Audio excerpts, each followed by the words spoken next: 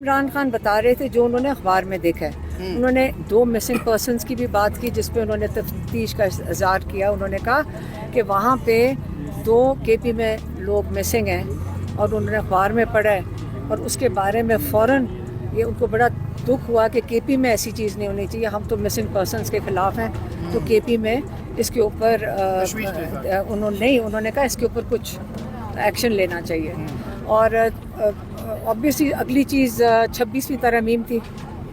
26वीं तरमीम के नताइज अब नज़र आ रहे हैं, जो हम भी आपको कह रहे हैं कि जजेस की कोई सुन ही नहीं रहा। और उन्होंने इसलिए भी कहा कि सारे लॉयर्स मिलकर इसके ऊपर क्यों नहीं आवाज़ उठा रहे कि पाकिस्तान की जो पूरा जुडिशल सिस्टम है, रूल ऑफ लॉ को आपने बिल्कुल ज़मीन बोस कर दिया है, ये बिल्कुल तबाह हो गया है।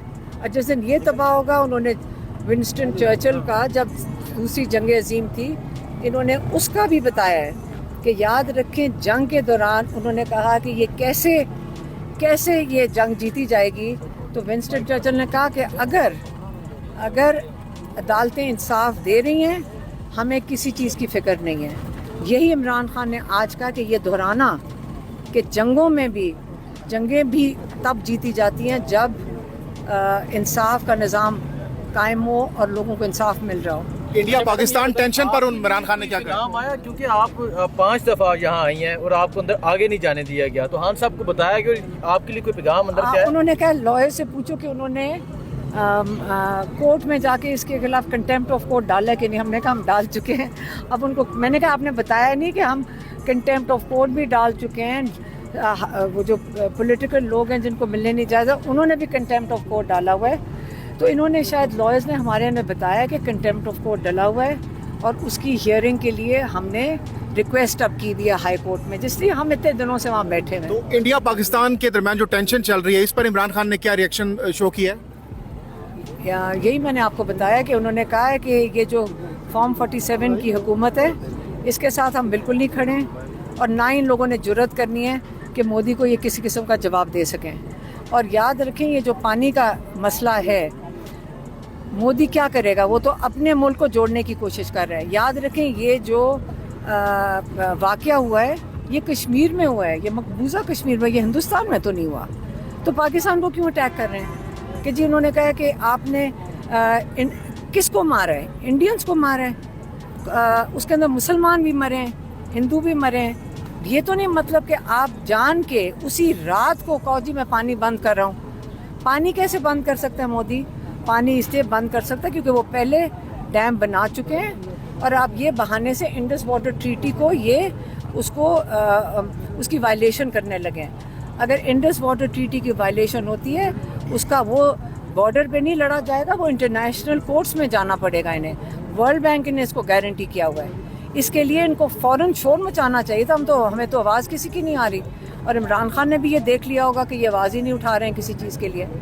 तो इसलिए और हम ये कह रहे हैं कि अगर इनको इतना होता फ़िक्र पाकिस्तान के लिए, तो सबसे पहले तो ये इमरान खान के पास जेल में जाते और कहते कि आप आएँ, क्योंकि 60-70% फ़ौजियों ने इमरान खान को वोट दिया हुआ है। फ़ौज भी इमरान खान के साथ खड़ी है और पाकिस्तान के 80% ने तो वोट दिया होगा।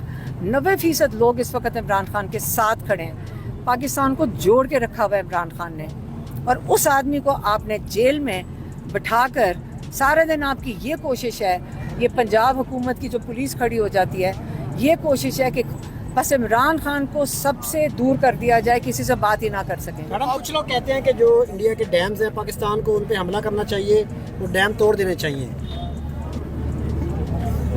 ये कहाँ से कहते हैं?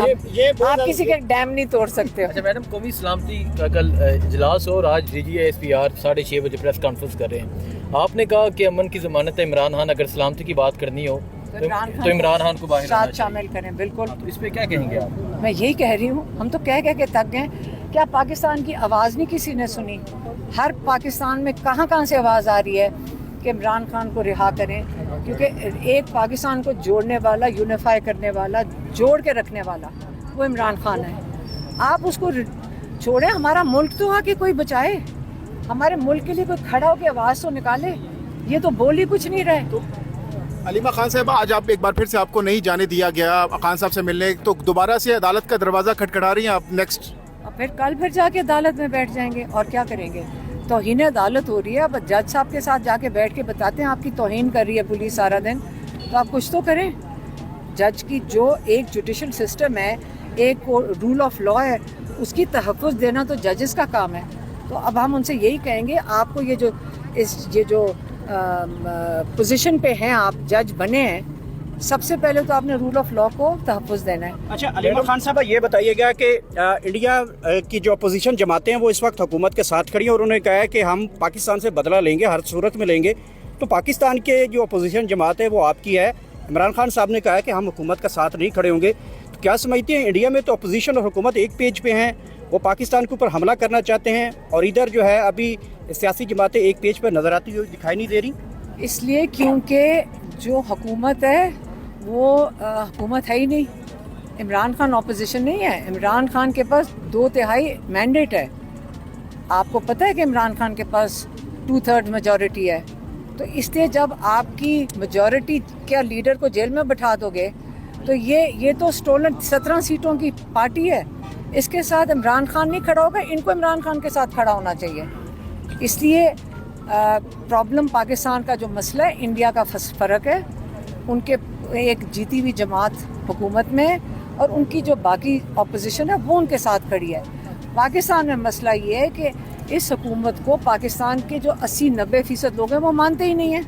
तो इसके साथ ये खुद ही नहीं खड़े, तो उनके साथ खड़े किसने होना है? मैडम, हुकूमत को बजाय अपोजिशन के साथ बैठने के उन्होंने दोबारा अटैक कर दिया, कल सनम को गिरफ्तार कर लिया, इस पर क्या कहेंगे? मेरी बात सुने, उनका जोर अपनों पे ही चल रहा है।